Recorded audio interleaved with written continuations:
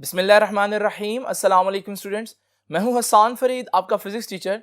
Students, आज का हमारा आर्टिकल है interference in thin films. Interference को हम ऑलरेडी बहुत डिटेल में डिस्कस कर चुके हैं, लेकिन ये थिन फिल्म्स क्या होती हैं और इनके अंदर इंटरफेरेंस का क्या मतलब है, आइए जरा आज का लेक्चर देखते हैं। स्टूडेंट्स, ये डायग्राम आप लोगों के सामने मैंने बनाई है। इस डायग्राम को मैं बाद में एक्सप्लेन करता हूं। पहले आते हैं आज के टॉपिक पर। टॉपिक क्या है? Interference in thin films. पहले तो आपको यह पता होना चाहिए कि इंटरफेरेंस क्या होता है। तो सबसे पहले मैं आपको थोड़ा सा रिपीट कर दूं इंटरफेरेंस की डेफिनेशन। तो स्टूडेंट्स, मैंने आपको लास्ट टाइम बताया था कि भाई आप लोगों ने पार्टिकल्स का पार्टिकल से टकराना देखा, लेकिन जब वेव से आपस में मिलती है या टकराती है, एक किस्म का आप कह सकते हैं, तो फिर क्या होगा? तो कोलिजन तो नहीं होगा जैसे पार्टिकल्स में होता है। वेव जब वेव से मिलती है तो जो प्रोसेस होता है उसे हम बोलते हैं इंटरफेरेंस। तो इंटरफेरेंस क्या होता है जी? ये मिलना है वेव्स का, सुपरपोजिशन ऑफ, सुपरपोजिशन आसान अल्फाज में अगर मैं बोलूं तो मिलना, मिक्स होना, सुपरपोजिशन ऑफ टू और मोर वेव्स। मैं यहां दो वेव्स की बात करूंगा, ठीक है, लेकिन वो वेव्स कैसी होनी चाहिए? Of same frequency and propagating in same direction. तो ये है हमारे पास इंटरफेरेंस की डेफिनेशन। तो याद रखिएगा, दो वेव्स अगर सेम फ्रीक्वेंसी की हो और सेम डायरेक्शन में जा रही हो, तो जब वो मिलती हैं तो वो इंटरफेरेंस करती हैं। अब इस इंटरफेरेंस में रिजल्ट क्या आएगा? तो वो रिजल्ट मैंने आप लोगों को बताया था दो किस्म के हो सकते हैं। या तो वो इंटरफेरेंस कंस्ट्रक्टिव हो सकता है, या वो इंटरफेरेंस डिस्ट्रक्टिव हो सकता है। तो स्टूडेंट्स, अब ये जो कंस्ट्रक्टिव और डिस्ट्रक्टिव इंटरफेरेंस है, इसको अगर मैं आसान अल्फाज में बोलूं तो ये एक वेव है, वेव 1, ये दूसरी वेव है, वेव 2। अब ये दोनों वेव जो है ये आपस में मिलेंगी, लेकिन आप देख रहे हैं जब ये मिल रही हैं, क्रस्ट क्रस्ट के ऊपर आ रहा है और ट्रफ जो है वो ट्रफ के ऊपर आ रहा है। इस सूरत में जब क्रस्ट क्रस्ट के ऊपर आए, ट्रफ ट्रफ के ऊपर आए, तो रिजल्टेंट वेव जो है उसका क्रस्ट भी बड़ा होता है और ट्रफ भी बड़ा होता है। ये जो इंटरफेरेंस है इसे बोलते हैं कंस्ट्रक्टिव इंटरफेरेंस, और ये तब होता है जब क्रस्ट के ऊपर क्रस्ट और ट्रफ के ऊपर ट्रफ आए। आसान डेफिनेशन यही है इसकी। नाउ स्टूडेंट्स, डिस्ट्रक्टिव इंटरफेरेंस क्या होगा? अगर दो वेव्स हैं तो ये वेव के क्रस्ट के ऊपर दूसरी वेव का ट्रफ आए, तो फिर आप देखेंगे ये एक दूसरे के इफेक्ट को कैंसिल करेंगे और रिजल्टेंट वेव नहीं होगी, कैंसिल हो जाएगी। तो स्टूडेंट्स, ये है डिस्ट्रक्टिव इंटरफेरेंस। तो सबसे पहले तो आपको आज के आर्टिकल के स्टार्ट से पहले पता होना चाहिए इंटरफेरेंस बजाते खुद क्या होती है, और इंटरफेरेंस की शर्त क्या है? सेम फ्रीक्वेंसी और सेम डायरेक्शन वाली वेव्स होनी चाहिए। और इंटरफेरेंस का रिजल्ट क्या होता है? या तो कंस्ट्रक्टिव रिजल्ट होता है और वेव पहले के मुकाबले में ज्यादा बड़ी हो जाती है, या डिस्ट्रक्टिव रिजल्ट होता है और वेव को कैंसिल कर देती है। नाउ स्टूडेंट्स, ये तो हो गया इंटरफेरेंस, आज के टॉपिक का पहला वर्ड। उसके बाद थिन फिल्म्स क्या होती हैं? यहां फिल्म का मतलब क्या है?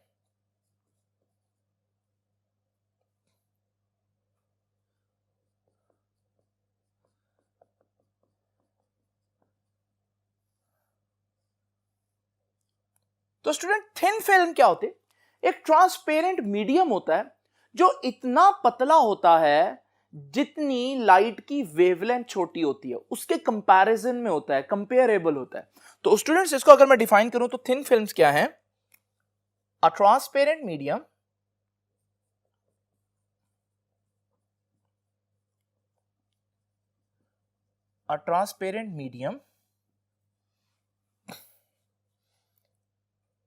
whose thickness, जिसकी जो मोटाई है, whose thickness is comparable with wavelength of light। अब लाइट की वेवलेंथ तो बहुत थोड़ी होती है, नैनोमीटर्स में होती है। जब लाइट की वेवलेंथ इतनी छोटी होगी तो थिन फिल्म भी बहुत पतली होनी चाहिए। तो ये कहां दिखेगी स्टूडेंट्स? जब आपके पास सोप बबल की बात करते हैं तो सोप बबल जो है उसकी जो थिकनेस है वो इतनी कम होती है कि वो लाइट की वेवलेंथ के कंपैरिजन में होती है। इसलिए हम इसकी जो थिकनेस है इसके हिसाब से बात करें तो मैं कहूंगा ये जो सोप की फिल्म है, यानी कि लेयर है, यहां फिल्म का मतलब लेयर है, ये एक थिन फिल्म कंसीडर हो सकती है लाइट के हिसाब से। तो जब हम थिन फिल्म की बात करते हैं तो ये बहुत ज्यादा थिन होती है। नाउ स्टूडेंट्स, जब इंटरफेरेंस थिन फिल्म में होगी, वो कैसे होगी वो तो हम डिस्कस करेंगे, लेकिन जब वो होगी तो होगा क्या? तो होगा ये कि आपको बहुत ही जबरदस्त किस्म के कलर पैटर्न्स नजर आएंगे। मिसाल के तौर पर अगर आप ये देखना चाहें तो एक एग्जांपल तो मैंने आपको यही दे दी हुई है। थिन फिल्म की एक एग्जांपल क्या है? थिन फिल्म की एक एग्जांपल सोप बबल की जो फिल्म है, लेयर है, तो हम कहेंगे कि थिन फिल्म जो है सोप बबल की, it exhibit bright brilliant colour patterns.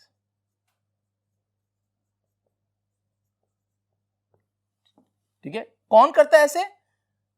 In soap bubble. इसी तरह से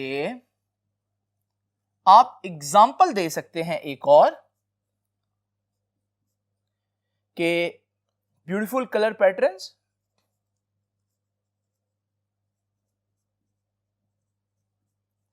beautiful colour patterns in oil film over water. आप लोगों ने देखा होगा कि समटाइम अगर पेट्रोल वगैरह, ऑयल वगैरह पानी के साथ मिक्स हो तो पानी के साथ मिक्स होने पर जब उन पर लाइट रिफ्लेक्ट होती है तो वहां पर भी इस तरह के कलर पैटर्न नजर आते हैं। तो सोप बबल के ऊपर का कलर पैटर्न नजर आना और ऑयल फिल्म के ऊपर जो कलर पैटर्न है वो नजर आना, ये दोनों ही किस वजह से हैं? क्योंकि उन दोनों सिस्टम के अंदर मौजूद जो थिन फिल्म्स हैं उसमें लाइट की इंटरफेरेंस हो रही है। अब ये जो बातें मैंने आप लोगों की लिखी हैं, ये आप लोगों का आर्टिकल जिस पेज पर दिया हुआ है उस पेज के पहले पैराग्राफ में आपको ये डेफिनेशन भी मिल जाएगी कि हमारे पास थिन फिल्म्स क्या है, बिल्कुल पहली लाइन में, और फिर आपको ये भी पता चल जाएगा कि थिन फिल्म्स में इंटरफेरेंस होने से हमारे पास जो कलर पैटर्न्स बनते हैं वो कहां सोप बबल और ऑयल फिल्म में बनते हैं। नाउ स्टूडेंट्स, अब आप सोच रहे होंगे कि हमारे पास ये तो पता चल गया कि ऑयल फिल्म में से जब व्हाइट लाइट इंटरफेयर करती है तो कलर पैटर्न्स बनते हैं, लेकिन क्यों बनते हैं, उसकी वजह, वो प्रोसेस क्या है, वो सारा सिस्टम जानने के लिए मैंने आप लोगों के सामने एक डायग्राम बनाई है। अब आते हैं इस डायग्राम की तरफ। इस डायग्राम में सबसे पहले तो आप ये देखें कि ये डायग्राम क्यों बनाई है। आप लोग देखते हैं कि जब बारिश होती है तो वो जो पेट्रोल वगैरह जज्ब हो चुका होता है गाड़ियों से निकल निकल के रोड के ऊपर, वो पेट्रोल ऊपर आ जाता है। अब क्योंकि वो पानी से हल्का है तो पानी की लेयर नीचे होगी और ऑयल की जो लेयर है वो पानी के ऊपर होगी और उसके ऊपर एयर होगा। तो ये जरा तरतीब देख लें कि ऑयल ऊपर और वाटर नीचे है। अब जरा स्टूडेंट्स, दूसरी इंपॉर्टेंट बात यह है कि अगर आप ये डायग्राम जो मैंने बनाई है इसको उस डायग्राम से जो बुक ने बनाई है कंपेयर करें तो ये सेम नहीं है, बल्कि आप देख रहे हैं कि कुछ थोड़ा सा डिफरेंस तो है। अब मैं ये डिस्कस करूंगा कि ये डिफरेंस क्यों है और इस डायग्राम से जो मैंने बनाई है बुक की डायग्राम कैसे निकालनी है। अब स्टूडेंट्स, ये सारी बात मैं एक्सप्लेनेशन में बताऊंगा और याद रखिएगा एक्सप्लेनेशन में मैं डायग्राम में जो जो स्टेप करूंगा एग्जैक्ट वो चीजें लिखूंगा और मैं आपके सामने पूरी तरह से एक्सप्लेन नहीं करूंगा। बुक ने ये बात जो है वो आपके इस पेज पर, ये जो पैराग्राफ है इसमें सारा एक्सप्लेन ही किया है, लेकिन मैं आपके सामने पॉइंट्स की फॉर्म में ये चीजें लिखता जाऊंगा। नाउ स्टूडेंट्स देखिए, सबसे पहले तो आप ये देखें, एक लाइट आ रही है जिसे मैंने ए बी का नाम दिया और ये इंसिडेंट लाइट है, ये आकर यहां पर टकराएगी। कहां पर टकराएगी? ऑयल की लेयर के अपर पोर्शन पर। और ये ए बी लाइट जो है ये कोई आम लाइट नहीं है, बल्कि ये एक मोनोक्रोमैटिक लाइट है। सबसे इंपॉर्टेंट बात, मोनोक्रोमैटिक क्या होती है स्टूडेंट्स? मोनोक्रोमैटिक व्हाइट लाइट नहीं होती, बल्कि मोनोक्रोमैटिक एक ऐसी लाइट होती है जिसमें सिर्फ एक कलर हो, pure red, pure green, pure yellow. किसी 2 या 3 या 4 कलर्स का मिक्सचर ना हो वो, तो ये सिंगल वेवलेंथ जो है वो हमारे पास इस पॉइंट पर आकर टकराएगी। अब तो ये जो रे है ए बी, ये इस पॉइंट बी पर आकर टकराई, ठीक है जी। तो ये मैं लिख देता हूं बात कि a monochromatic light, ray of light, जिसे मैंने ए बी का नाम दिया, इंसिडेंट टकराती है, कहां टकरा रही है? On upper layer of oil, on upper side of oil layer. तो वो जो ऑयल की लेयर है उसकी ऊपर वाली साइड के ऊपर ये लाइट आकर टकराई। अब ये लाइट क्या करेगी? दो ही बातें, या तो ये लाइट रिफ्लेक्ट होगी या रिफ्रैक्ट होगी। रिफ्लेक्ट का मतलब क्या होता है? जिस मीडियम में आए वापस उसी मीडियम में चली जाए। और रिफ्रैक्ट का मतलब क्या होता है? नेक्स्ट मीडियम में एंटर हो जाए। नाउ स्टूडेंट्स, यहां ये कौन सा काम करेगी? तो आपकी इतला के लिए अर्ज है, यहां ये दोनों काम करेगी, यानी कि इसका कुछ पार्ट रिफ्लेक्ट भी होगा और कुछ पार्ट रिफ्रैक्ट भी होगा। अब जरा देखिए, ये जो पॉइंट बी पर ये लाइट आकर टकराई, इस पॉइंट पर ये जो लाइट वापस हिस्सा चला गया, जिसे मैंने लाइट बी सी का नाम दिया, ये रिफ्लेक्ट होकर वापस चली गई। और जब लाइट रिफ्लेक्ट होता है, आपको पता है जिस एंगल पर टकराती है उसी एंगल पर वापस चली जाती है। तो एंगल ऑफ इंसिडेंस और एंगल ऑफ रिफ्लेक्शन आपस में बराबर होता है। तो यहां से हम लोगों ने सीखा कि जो लाइट है वो पॉइंट बी पर आकर कुछ हिस्सा पार्टली वो रिफ्लेक्ट हो गया, यानी कि वापस उसी मीडियम में चला गया। तो यहां पर मैं लिख देता हूं, अ पार्ट ऑफ दैट लाइट, वो जो लाइट आकर टकरा रही है उसका कुछ हिस्सा, a part of that light will be reflected back, will be reflected back as B C ray. ठीक है, उस रे का नाम मैंने क्या बोला? रे बी सी। तो स्टूडेंट्स, ये तो वो हिस्सा हो गया जो इसने क्या किया, जिसने पार्टली रिफ्लेक्ट किया, वापस उसी मीडियम में चले गए। लेकिन कुछ पोर्शन ऐसा भी होगा जो हमारे पास पॉइंट बी पर अगले मीडियम में यानी कि ऑयल में एंटर हो जाएगा। लेकिन आपको मालूम है ये रिफ्रैक्शन है, और रिफ्रैक्शन का एक कानून है कि लाइट जो है वो अपने असल रास्ते से हट जाएगी। तो आपने देखा, मैंने थोड़ा सा ये लाइट आई तो वो हिस्सा जो एंटर हुआ वो थोड़ा सा बेंड हो गया और वो नॉर्मल की तरफ बेंड हुआ। तो ये बेंड जो हमारे पास लाइट है बी से डी तक, ये वाली लाइट, ये वो लाइट है जो रिफ्रैक्ट हुई। तो मैं लिखूंगा एंड पोर्शन ऑफ इट, उसका कुछ हिस्सा क्या होगा? विल बी रिफ्रैक्टेड, रिफ्रैक्टेड दूसरे मीडियम में एंटर हो जाएगा। ये रिफ्लेक्टेड है, एल से ये रिफ्रैक्टेड है, तो विल बी रिफ्रैक्टेड एज, उसको मैंने क्या नाम दिया? B D. तो ये जो बी डी पोर्शन है, बी सी रिफ्लेक्ट हुआ था, बी डी जो है वो रिफ्रैक्ट होगा। अब जो रिफ्रैक्ट होगा वो क्या करेगा? वो जब इस पॉइंट पर आकर टकराएगा, आप फिर से देख रहे हैं यहां पर दो चांसेस हैं, या तो वो वापस आगे चली जाए या फिर वापस रिफ्लेक्ट कर जाए।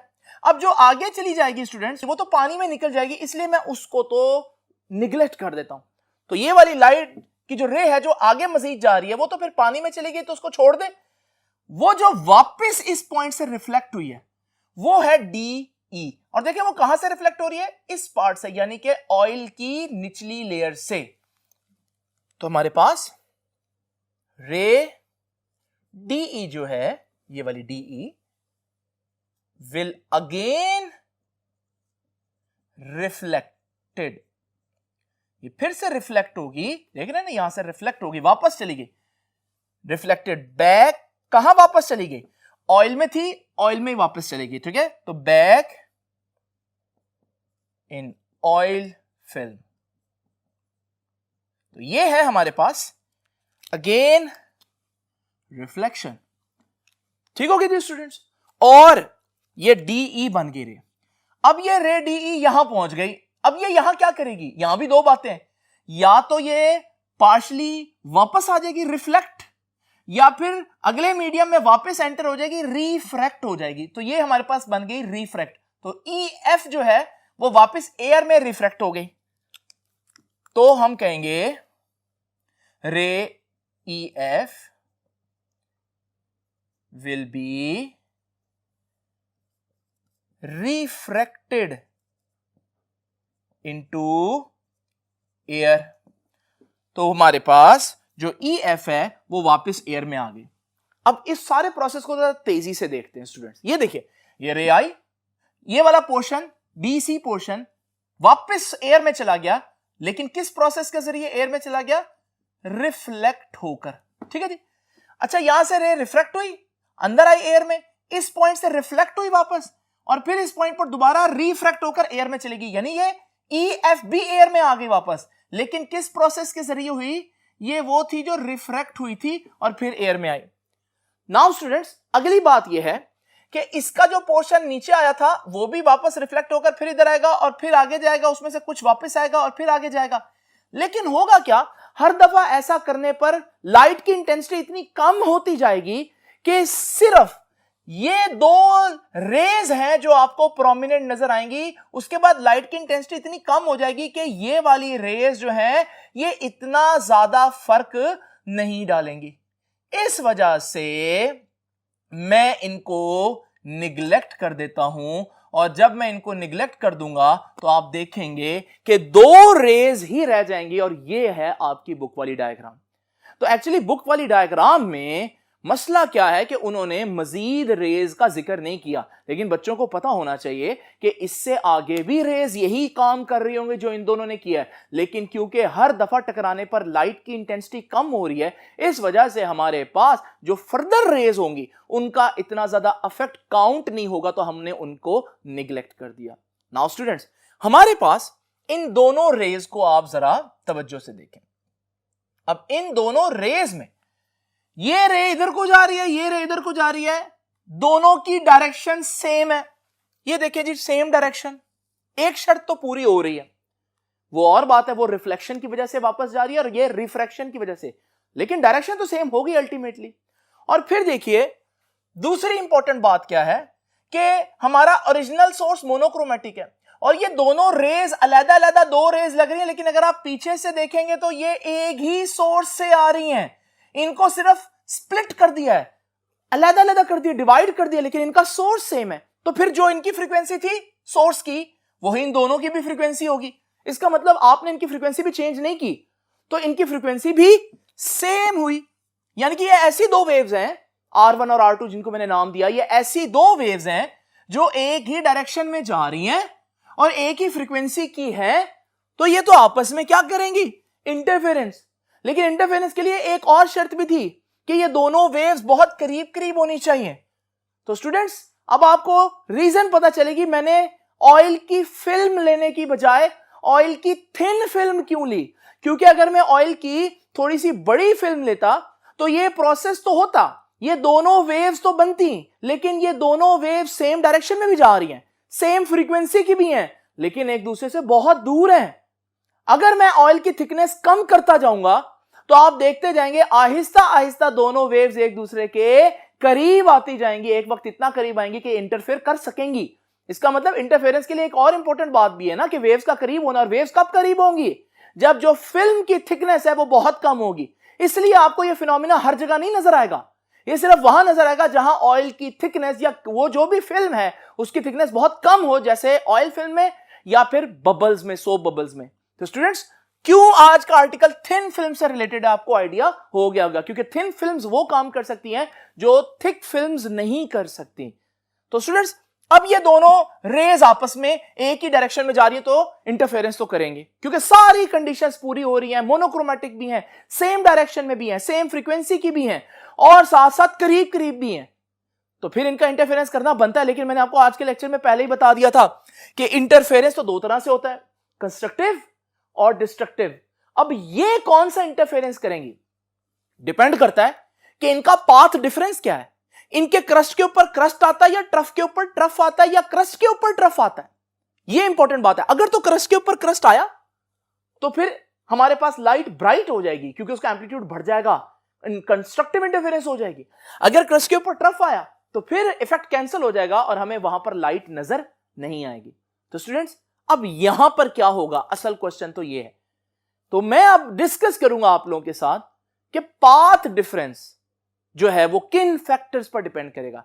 जब मैं पाथ डिफरेंस की बात कर रहा हूं तो असल में मैं ये डिफरेंस कर रहा हूं आसान अल्फाज में कि क्रस्ट के ऊपर क्रस्ट आना है या ट्रफ के ऊपर ट्रफ आना है। नाउ स्टूडेंट्स, जरा इंपॉर्टेंट बात यहां पर नोट करें कि ये जो सारी एक्सप्लेनेशन है ये आपको बुक ने यहां से यहां तक ये सारी डिटेल दी हुई है और मैंने भी आप लोगों के सामने यहां पर एज इट इज लिख दी है। इसमें कुछ भी नहीं है, सिर्फ जिस तरह से आपने डायग्राम को कंस्ट्रक्ट किया है उसको आपने एज इट इज एक्सप्लेन भी कर देना वर्ड्स में। अब स्टूडेंट्स, मैं डिस्कस करता हूं आप लोगों के साथ वो फैक्टर्स जिन पर हमारा इंटरफेरेंस डिपेंड करेगा। तो हमारा factors affecting path difference, path difference,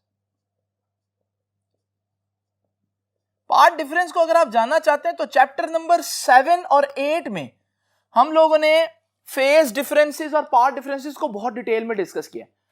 तो मैं यहां पर इसको सिंपल रखने के लिए इतनी डेप्थ में नहीं जाऊंगा, आसान अल्फाज में बात करूंगा। पाथ डिफरेंस का यहां मतलब आसान अल्फाज में क्या है कि क्रस्ट के ऊपर क्रस्ट आ रहा है या क्रस्ट के ऊपर ट्रफ आ रहा है, बस ये बात है।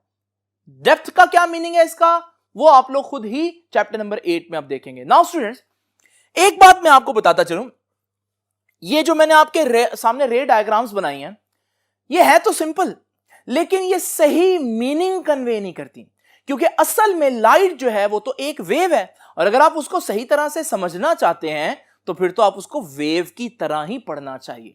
तो स्टूडेंट्स जरा तवज्जो कीजिएगा, इस डायग्राम को अब मैं आपके सामने वेव की शक्ल में बनाऊंगा। वही हमारे पास वाटर की लेयर है, वही हमारे पास ऑयल की एक बारीक सी फिल्म है उसके ऊपर और फिर उसके ऊपर एयर है। तो ये सबसे पहले इंपॉर्टेंट बात आप लोग नोट कर लें।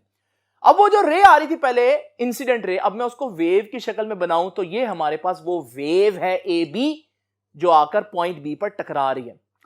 पॉइंट बी पर टकराने पर क्या होगा मैंने आपको बताया, या तो रिफ्लेक्शन या रिफ्रैक्शन, या तो वेव वापस पलट जाएगी या फिर अगले मीडियम में एंटर हो जाएगी। लेकिन उससे पहले आपको एक बात समझनी पड़ेगी स्टूडेंट्स, मैंने आप लोगों को एक बात बताई थी और वो ये है चैप्टर नंबर 8 में हम लोगों ने पढ़ा कि जब भी कोई रे रेयर मीडियम से डेंसर मीडियम पर टकराकर रिफ्लेक्ट करती है तो उसका क्रस्ट जो है वो वापस ट्रफ बन जाता है। ये बहुत इंपॉर्टेंट बात है। तो स्टूडेंट्स अब जरा आते हैं अपनी डायग्राम की तरफ।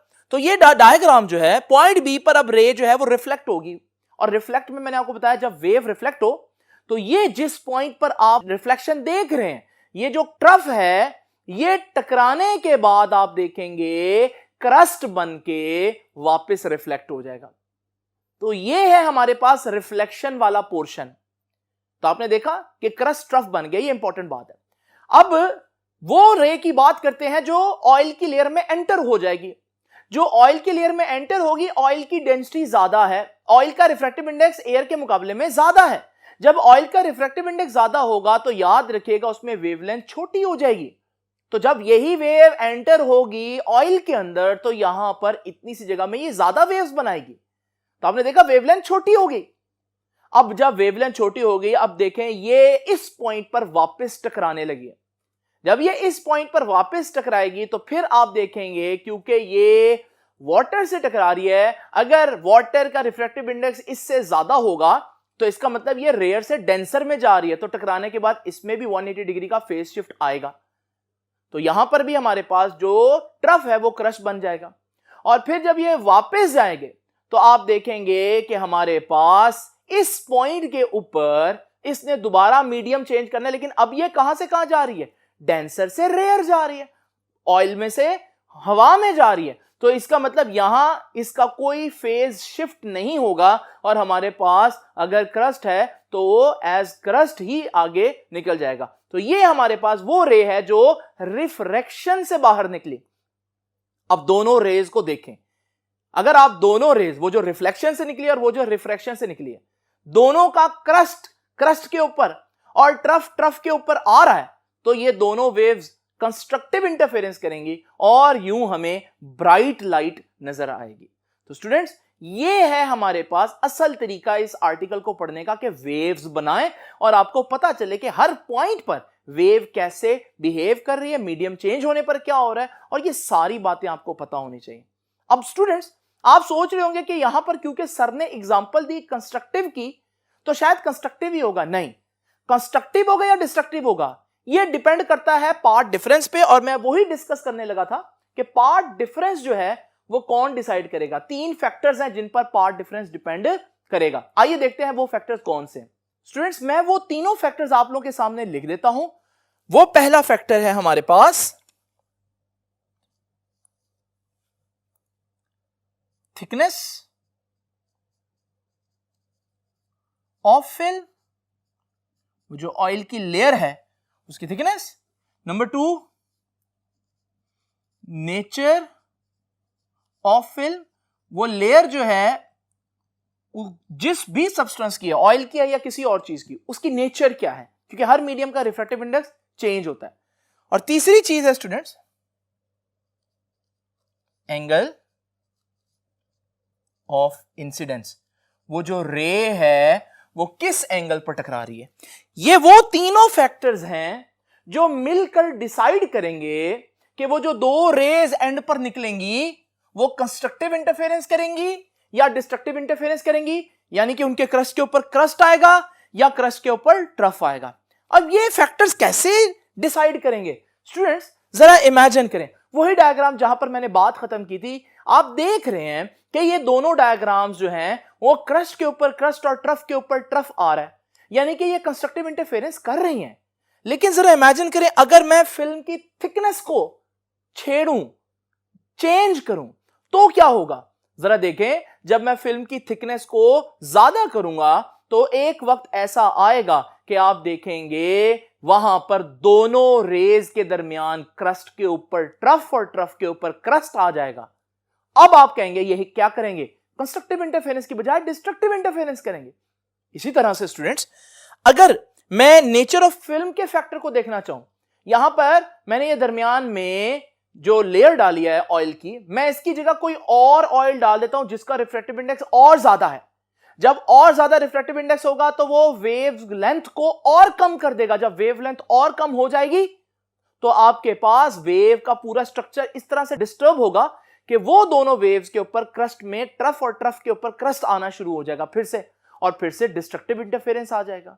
और फिर देखिए वही पुरानी वाली डायग्राम जिसमें कंस्ट्रक्टिव इंटरफेरेंस है, यानी कि क्रस्ट के ऊपर क्रस्ट है। जरा इमेजिन करें अगर मैं एंगल ऑफ इंसिडेंस चेंज कर दूं, इसमें मैं क्या करूंगा, वो जो रे है स्टार्टिंग इंसिडेंट रे, उसको उसका एंगल चेंज कर दूं। जब एंगल चेंज हो जाएगा तो सारे एंगल्स चेंज हो जाएंगे, जिसकी वजह से हमारे पास जो क्रस्ट है उसके ऊपर फिर से ट्रफ और ट्रफ के ऊपर क्रस्ट आना शुरू हो जाएगा, और हम कहेंगे अब फिर से कंस्ट्रक्टिव किसमें चेंज हो गया, डिस्ट्रक्टिव इंटरफेरेंस। तो इसका मतलब क्रस्ट के ऊपर ट्रफ आना या क्रस्ट के ऊपर क्रस्ट आना, ये कौन डिसाइड करेगा, ये फिल्म की थिकनेस, वो कितनी मोटी फिल्म है, ये नेचर ऑफ फिल्म में है क्या, यानी कि हमारे पास वो जो लेयर है वो किस ऑयल की है, और फिर एंगल ऑफ इंसिडेंस के जो आने वाली टकराने वाली रे है वो किस एंगल पर टकरा रही है। ये तीनों चीजें आपकी बुक जो है वो यहां पर एक्सप्लेन करेगी, और आपकी बुक भी बता रही है कि हमारे पास कंस्ट्रक्टिव होगा या डिस्ट्रक्टिव होगा, वो इन्हीं फैक्टर्स पर डिपेंड करता है। नाउ स्टूडेंट्स, ये सारी बातें तो हम लोगों ने समझ ली, लेकिन अभी तक हमें यह नहीं पता चला कि सोप बबल में कलर कैसे नजर आता है। तो अब यह समझने के लिए मुझे एक रियल एग्जांपल लेनी पड़ेगी। जब मैं रियल एग्जांपल लेता हूं तो मेरे पास मोनोक्रोमेटिक लाइट तो नहीं होती जैसे यहां है, क्योंकि रियल एग्जांपल में सोप बबल के ऊपर आपकी ट्यूब लाइट की रोशनी पड़ रही होती है, या बल्ब की, या सूरज की, और ये मोनोक्रोमेटिक नहीं बल्कि ये व्हाइट लाइट है, यानी पॉलीक्रोमेटिक है। इसमें तो बहुत सी वेवलेंथ्स हैं। अब व्हाइट लाइट की वजह से सोप बबल में जो इस तरह के कलर पैटर्न्स नजर आते हैं, ये कैसे नजर आएंगे, अब हम ये डिस्कस करेंगे। लेकिन स्टूडेंट्स, उससे पहले ये बात नोट कर लें कि ये जो बात अब मैं एक्सप्लेन करने जा रहा हूं, ये सारी की सारी बात जो है वो लास्ट पैराग्राफ में, और इस पूरे आर्टिकल की जान ये लास्ट पैराग्राफ है। तो आइए अब जरा देखते हैं कि ये लास्ट पैराग्राफ में क्या लिखा है। तो स्टूडेंट्स, यहां पर हेडिंग देंगे हम इंटरफेरेंस